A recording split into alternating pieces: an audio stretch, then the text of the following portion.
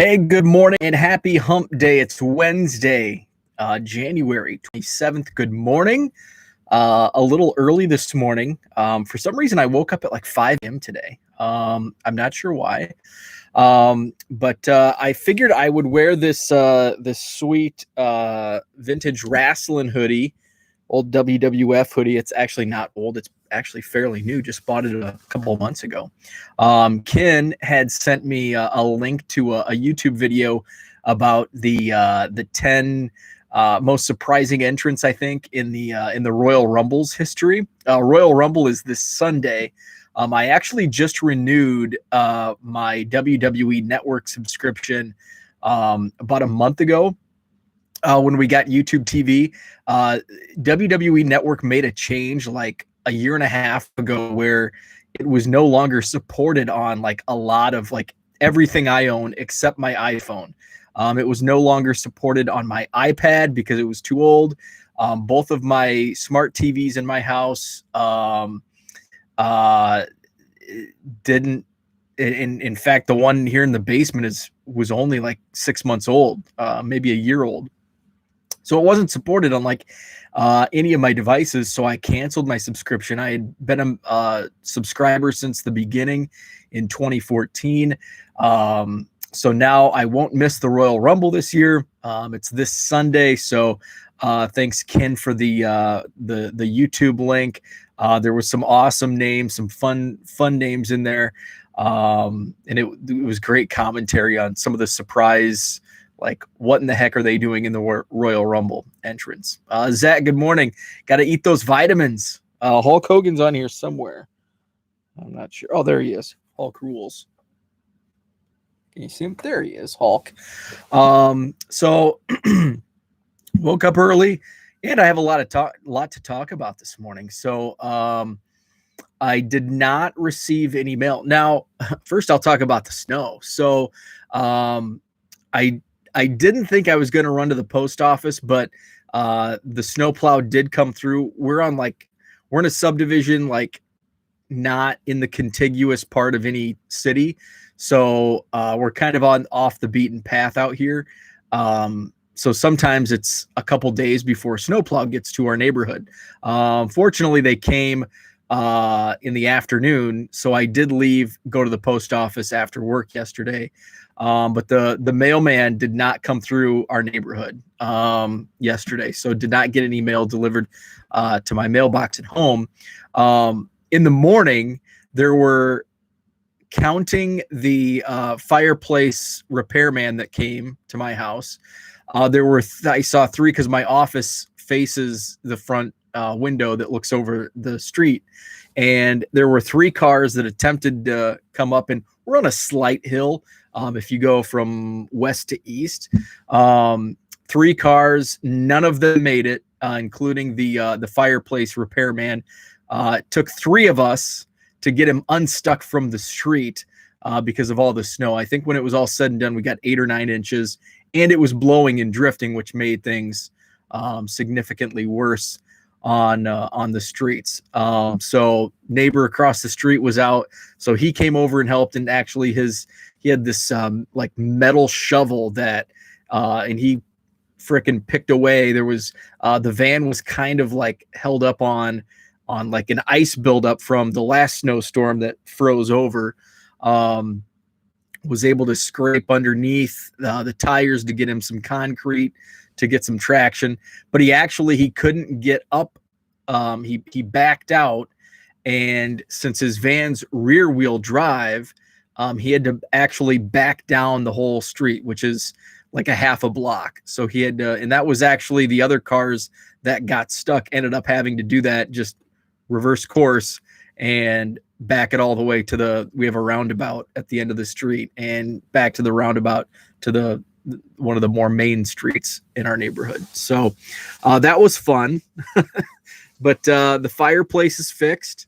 The sidewalks are snow blowed. I did my good deed and snow blowed my neighbors on each side. Got the driveway done, so we are good to go. Did not expect that amount of snow. I think they were only predicting 2 or 3 inches. We got 8 or 9. So that was some excitement of the day. eBay excitement. We talked yesterday about PWE tracking kind of going live. The option was there, but you couldn't at checkout select it as an actual shipping option. So that was a glitch on what, Tuesday? Wait, yesterday was Tuesday, Monday. So yesterday it actually went live. I did it, and if you go to my Twitter feed, there's tons, like, people are asking tons and tons of questions. Most of the questions being asked are easily answered. eBay has like a frequently asked questions, and that can be found. I posted it a couple times on my Twitter timeline. Like, most of the questions are answered there. Wow, mail couldn't even deliver. Yeah, so right. So I did actually see the mail truck, and they came to our street and like turned around. So maybe they came back like last night after it was snowplowed, after I was off work and away from the window. But yeah, I didn't check the mailbox last night, but they did not come through throughout the day. They actually came from kind of the artery to our neighborhood. He came in from the south and came into our roundabout, and then realized I'm not going to be able to make it, because those mail trucks, while they can get through some snow, I don't think he would have been able to push through our street yesterday before it was plowed. So the PWE tracking is live. I tested it out. So my early fear was it was not showing up as a shipping option Monday at checkout, but you could actually list an item with the standard envelope shipping. So my fear was, oh crap, I'm going to have to change all of my listings that are pertinent to the standard envelope, which is not the case. You can actually, as I expected, you can change it at shipping. So just like any normal package, if your default setting is to first class package, you can change it to medium flat rate box, or whatever. So you can actually change it. So I did change. And actually I didn't even realize he was a Twitter follower. But I just picked out one that was I think it was like a $6 or $7 shipment, 2 cards. So I printed it off. Now my labels for my thermal, I've just been using for address labels. So this is the size of what I use in my thermal printer right now. So these are too small for the actual label. The problem is with my label printer is I don't want to get in the habit of having to switch out the label rolls. And I use way more of these on, just a standard envelope for my cheap shipping postage. So I'm only going to be using the PWE tracking on like $7 plus, $8 plus. So I won't be using it as much as this. So I'm going to tweak around probably this weekend. I'll play around. I ordered some labels from Amazon that they came in this week. And I'm not sure I can't even remember what size I ordered. So I'll play around. So what I did do was I printed the label just on a standard, a piece of paper, and taped it. The default setting, and you can change this within, I think, your printer settings. So you can scale it down to, like, somebody said 75% was good.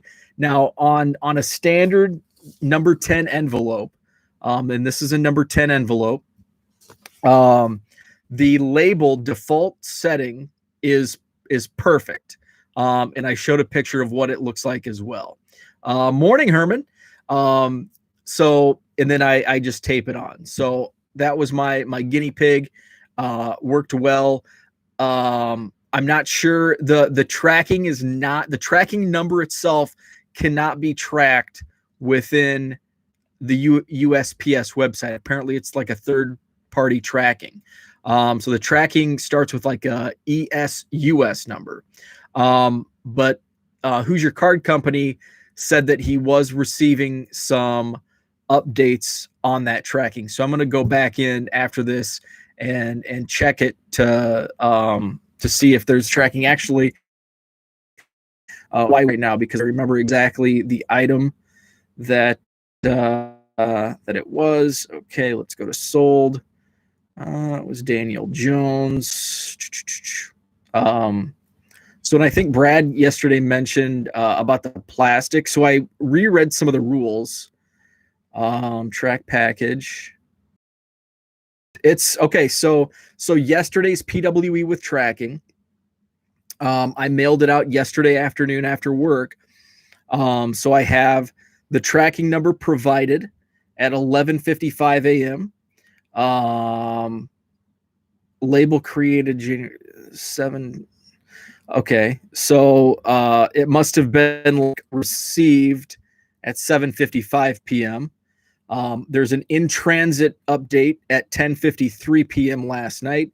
It was in Milwaukee, and it was in origin processing in Milwaukee last night at 11:18 p.m. So there is, I think when it gets to each hub, it'll be updated just like standard tracking, but I don't think they'll be able to. I think the only place you'll be able to actually track it is within the eBay app. Because again, this is eBay exclusive. This is a deal between eBay and I don't know if it's Pitney Bowes or if it's USPS. I'm assuming it's through Pitney Bowes, their relationship, because it's a third party and it's not actually with USPS tracking. So so that's that. So, I was going to talk about yesterday in the chat. Brad mentioned something about plastic, and you can ship top loaders. And so I was reading the, kind of the details yesterday. The plastic that's mentioned is actually like the envelope itself cannot be plastic. So it can't be like rigid. It's basically for your standard envelope. Bubble mailers you cannot do this with bubble mailers. If you want to ship a bubble mailer, you're going to have to pay a package rate. So it just basically think standard number 10 envelope or a smaller envelope. I don't know, basically the label took up, I don't know, half the space. So I don't know if it's going to fit perfectly on like a small envelope or like a thank you card. I'm not sure. But again, you could adjust those settings within your printer settings to where you can have it print smaller than the default, 100%. Somebody said they scaled it down to 75%. It worked perfect on like a smaller envelope. So take that with for what it's worth. Other things, basically, and I think I mentioned this yesterday, basically if you're sending PWE right now, it's nothing really changes. It's going to be the exact same. I think the one difference is now you'll be able to ship up to 3 ounces for a pretty cheap price. So the prices for 1 ounce, which is like your standard 1 top loader, 2 cards, 1 ounce is 51 cents, 2 ounces, 71 cents, 3 ounces, 91 cents. Now 3 ounces is quite a bit. I've got a scale next to me. Okay. And let's get that to 0. Okay. Why is it not? Okay. Zeroing it out. So let's just put a stack of cards. So 3 ounces is a lot. So this stack of cards was only 1.5 ounce. 1, 2, 3, 4, 5, 6, 7, 8, 9, 10, 11, 12, 13, 14, 15, 16. So 17 cards weighed about 1.5 ounces. So that just shows you how much 3 ounces is. But I think they do cap it numerically on 15 cards. How are they going to know? They're not.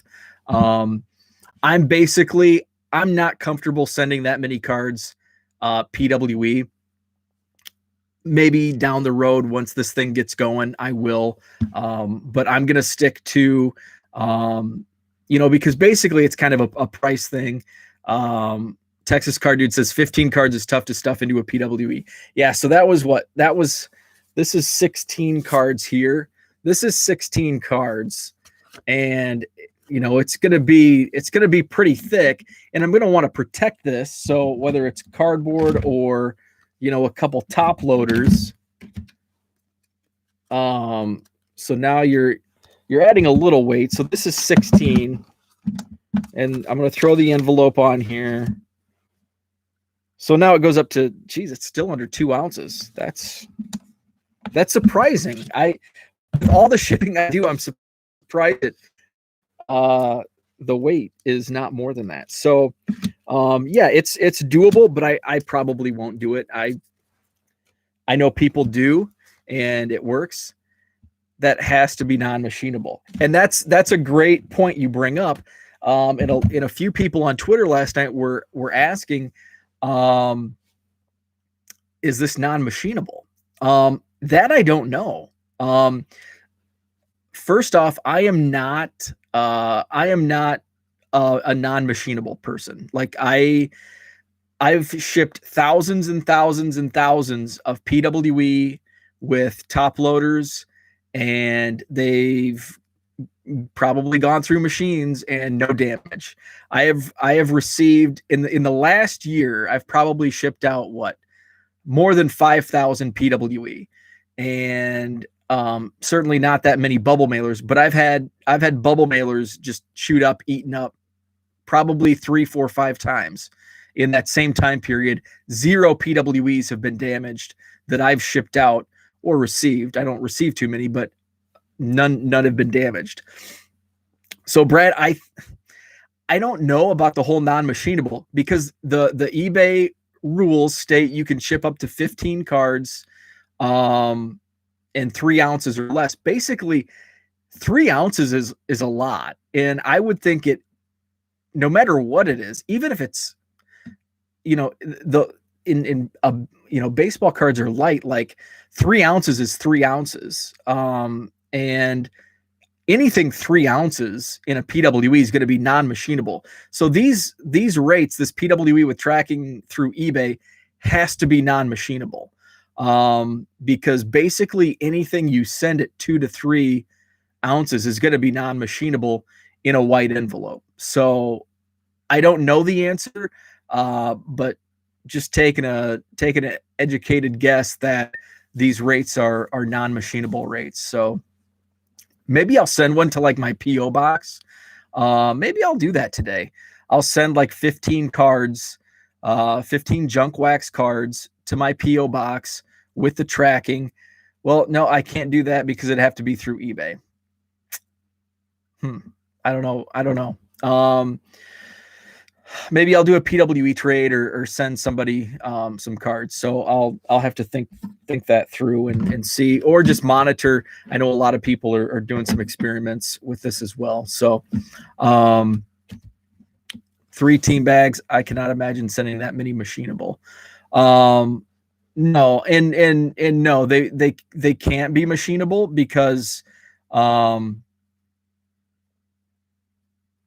it's going to be on weight. So, I mean, even if you send them not, so what's going to happen is if you send these non-machinable, like, this is non-machinable, 55 cents in postage. If I tried to send that stack of 15 cards, I'm going to get dinged, or the person who's receiving them is going to get dinged. They won't go in a machine because they literally can't. So what's going to happen is the post office is going to, see this, and they're like, we can't put this in a machine. And they're likely going to put postage due of like $3, because whenever there's like postage due on that, even if it's like 1 ounce over, they're going to classify it as a package, and the package rate applies, which is going to be, $3.05 or whatever, it is for the region. So likely the person on the receiving end is going to get the little envelope from the postman saying, hey, you owe us $2.50. Yeah. And so there's, it has to be under a 1/4 inch. I'm going to have to look, see if I wonder, because yes, there are There are sizes as well. I'm just going to bring up the page now as we talk through it. Okay, so standard shipping. So basically, it's pages.ebay.com/eBay standard envelope.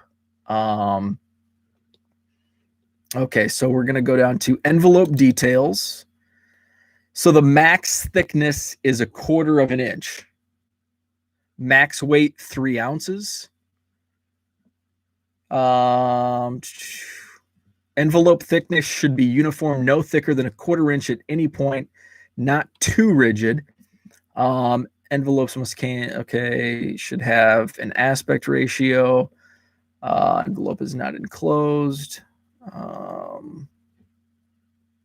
Not supported bubble mailing. So it says 1 single sealed pack or up to 15 standard raw cards per package. So that's the thing that's, I don't even know why they have that verbiage, because that is just it is, and somebody mentioned it's contradictory. There is a lot of contradictions in their rules, and even this. So it says 1 single sealed pack or up to 15 standard raw cards per package, but the next bullet point is up to 3 cards sleeved and protected with side or top loaders per package. So I guess they're saying 3 top loaders per package, but in the end, it's all going to come down to the USPS standards, because they're going to shoot back.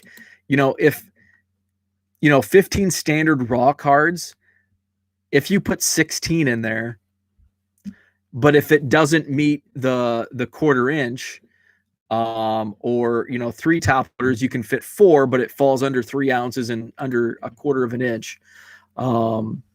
So it's gonna be interesting. So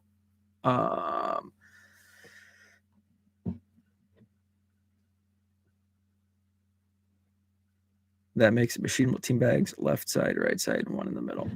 So I don't, let's take a look here. So I'm gonna go 15. I mean, they had to have done experiments to not just throw these numbers out. 1, 2, 3, 4, 5, 6, 7, 8, 9, 10, 11, 12. Let's do 13. Do 13. I don't think I have a team bag around here, so I'm just going to throw them in. So 13. And that's actually, it's definitely, this is probably an ounce and a half. I don't know if I can, I mean, that's definitely going to be, I'm going to have to look to see. I have a tape measure to see what else is. So where are we at? So 1/4 inch is not thick. So where are we at? So 1/4 inch is right there. So 1/4 inch is actually thicker than what a 1/4 inch is thick. A 1/4 inch is thick. So that, if you can see that, that's a 1/4 inch. That's pretty thick. So this is 13 raw cards. A couple have top loaders. Let's see if I can. Okay, I don't want to. I should probably use. I think these are eBay cards, so I should probably be a little more careful. I don't know. Can you see? This is going to be really difficult to hold this. So this is well under 1/4 inch. So yeah, I guess we'll see. It's going to be interesting to see how it actually plays out, because everything is, So yeah, I was thinking 1/4 inch was, was thinner than what it actually is. So I actually may dabble. I have actually some orders of like 10 cards, and so I may play around and put. They specify like specifics on 15 cards raw, standard, or 3 top loaders. What about in the middle? What if I have 7 cards and I want protection. So I think there you interpret the thickness and weight, and which I think essentially we ignore the actual specifics of the number 15. And we focus on thickness and weight. So as long as it's under 3 ounces and it's less than a quarter of an inch thick, it doesn't matter if you can get 20 cards or 4 top loaders. That's what I'm going to do. And if it doesn't work, I'll adjust the strategy. So I think that's the angle I'm going to play here. One other thing, I'm glad I went early because I did have a lot to talk about this morning. One last thing, Hall of Fame kind of went down. Actually, it went down exactly as I expected, although the percentages were less than I expected. So I didn't expect any Hall of Famers to get elected on this ballot. I did expect Curt Schilling to be the lead vote getter. My prediction was 73%. He fell short of that at 71%, which I think he may have picked up a little bit from last year. Bonds and Clemens stagnant, like they did not gain any ground. So Bonds and Clemens, I looked back at the previous results. In 2016, Bonds and Clemens were at 44 and 45%. This year's results, they were at what, 63 and 64? So I don't think they gained. They may have. I think they did gain a couple percentage points, actually, now that I think about it. So Bonds and Clemens. So I thought they would end up around 67%. But they fell short. And they were at, I actually tweeted it out. Where did I tweet? So maybe I didn't. I thought I put the numbers.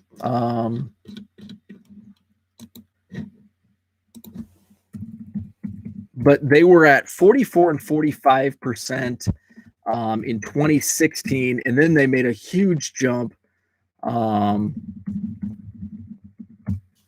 in 2017, and then it's just kind of been a slow climb. Like they've gained like 2 and 3 percentage points in the last like 4 years. Okay, so 2021 ballot.